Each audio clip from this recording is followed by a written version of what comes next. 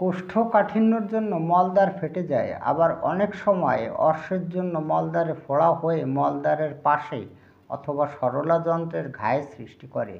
একে নালী ঘা বা বগন্দর বা ফিস্টুলা বলে।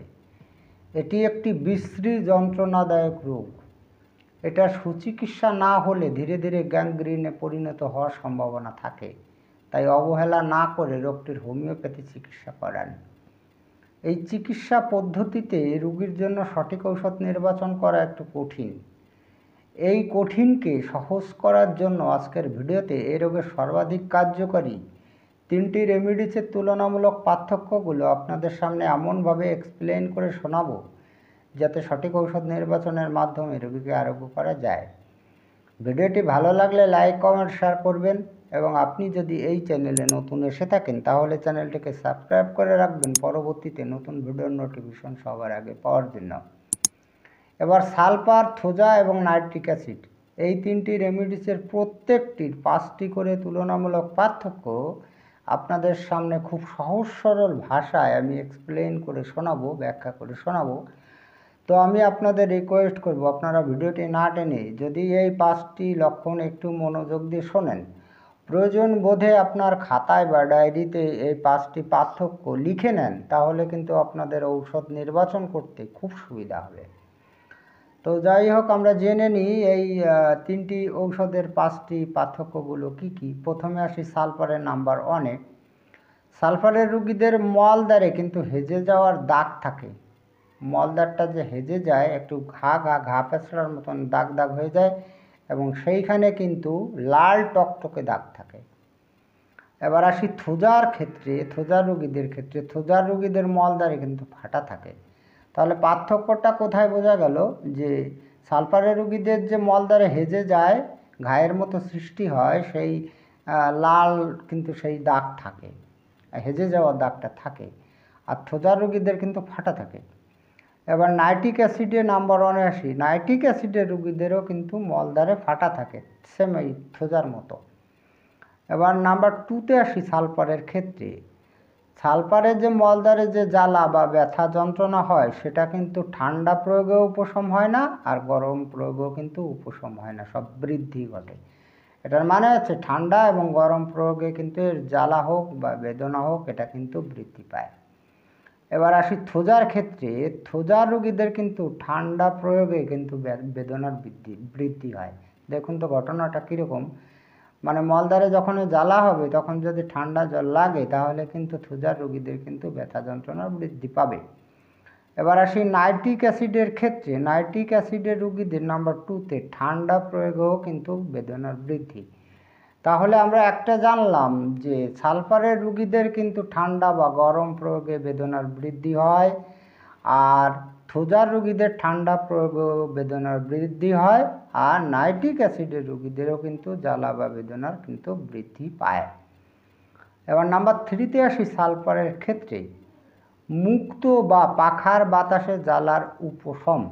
এই যে মলত্যাগ করার পরে যে জ্বালা বা বেদনা হয়, সেটা না ঠান্ডা জলে না গরম জলে উপশম হয়, একটা মাত্র উপশম হয়, সেটা হচ্ছে মুক্ত বাতাসে অথবা পাখা দিয়ে যদি বাতাস করানো হয় তাহলে সেই জ্বালাটার কিন্তু উপশম হয়।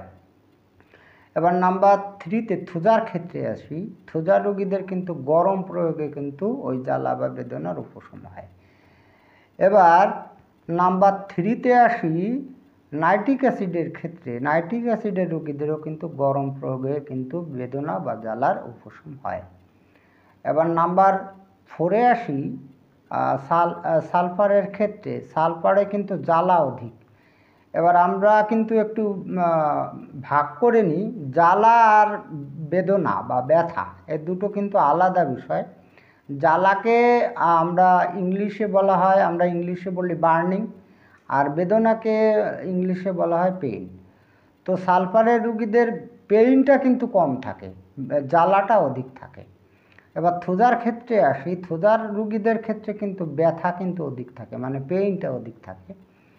এবার নাইট্রিক অ্যাসিডের রোগীদের পেইনটা অধিক থাকে, তাছাড়াও আরেকটি বিষয় যুক্ত হয়েছে, সেই যুক্তটা হচ্ছে সেই পেইনটা কিন্তু দীর্ঘ সময় ধরে থাকে। তাহলে আমরা 3টি পার্থক্য করে নিলাম। যে সালফারের রোগীদের জ্বালা অধিক থাকে, আর থোজার রোগীদের বেদনা অধিক থাকে, আর নাইট্রিক অ্যাসিডের রোগীদের ব্যথাই থাকে অধিক, কিন্তু সেই বেদনাটাও অনেক সময় ধরে থাকে। এই হচ্ছে পার্থক্য। এবার নাম্বার 5 আসি সালফারের ক্ষেত্রে একটি বিশেষ লক্ষণে মলত্যাগের জ্বালার জন্য সালফারের রোগীরা কিন্তু মলত্যাগ করতে চায় না। মানে মলত্যাগ করলে যে জ্বালাটা আসে তার ভয়ে কিন্তু সালফারের রোগীরা কিন্তু মলত্যাগ করতে চায় না। এটা বাচ্চা হলে আপনি কমনই পাবেন এই লক্ষণটি। এবার নাম্বার 5-এ আসি থোজার রোগীদের ক্ষেত্রে মলদ্বারে মাংসপিণ্ড, আঁচিল, অশ্ববলি ইত্যাদি দেখা যায়। তো থোজার রোগীদের মল দ্বারে কিন্তু এই মাংস দেখবেন মাংসর পিণ্ডর মতন উঁচু উঁচু ডিবি ডিবি হয়ে থাকে, অনেক সময় আঁচিল থাকে, অনেক সময় অশ্ববলি থাকে। তো আর আরেকটি বিষয় হচ্ছে সে মাংসপিণ্ড হোক বা আঁচিল থাকুক বা অশ্ববলি যেটাই থাকুক, এগুলো কিন্তু রং বেরঙেরও দেখা যায়। সবগুলো যে একই রঙের হবে তাও না, এগুলো কিন্তু রং বেরঙেরও দেখা যায়। এবার নাম্বার 5-এ আসে নাইট্রিক অ্যাসিডের ক্ষেত্রে। নাইট্রিক অ্যাসিডের একটি বিশেষ লক্ষণ মলদ্বারে ভীষণ স্পর্শকাতরতা থাকে। এত স্পর্শকাতরতা থাকে নাইট্রিক অ্যাসিডের রোগীদের মলদ্বারে যে সেখানে কিন্তু কাপড় বা বস্ত্রের স্পর্শ কিন্তু ওরা কিন্তু সহ্য করতে পারে না, অসহ্য বলে মনে হয়। এবার এই যে 3টি রেমেডিস, এই 3টি রেমেডিসের ড্রাগ পিকচারের উপর ভিডিও আছে, মানসিক লক্ষণের উপর ভিডিও আছে। যদি আপনারা এই ভিডিওগুলো দেখতে চান তাহলে এই চ্যানেলেই আছে। দেখুন প্রত্যেকটি রেমেডিসের নামের ডান দিকে সংখ্যা লিখে ভি লেখা হয়েছে, ওই সংখ্যাটাই হচ্ছে ভিডিও নাম্বার। যদি আপনি উক্ত ভিডিওটি দেখতে চান তাহলে ওই নাম্বারে গিয়ে ক্লিক বা টাচ করলে কিন্তু সেই ভিডিওটি ওপেন হয়ে যাবে। যাই হোক, আজকে এই পর্যন্তই। খুব তাড়াতাড়ি ফিরে আসবো নতুন গুরুত্বপূর্ণ বিষয়বস্তুর ভিডিও নিয়ে। দেখা হচ্ছে নেক্সট ভিডিওতে। ততক্ষণ আপনারা ভালো ও সুস্থ থাকুন। জয় হ্যানিম্যান, জয় হোমিওপ্যাথ।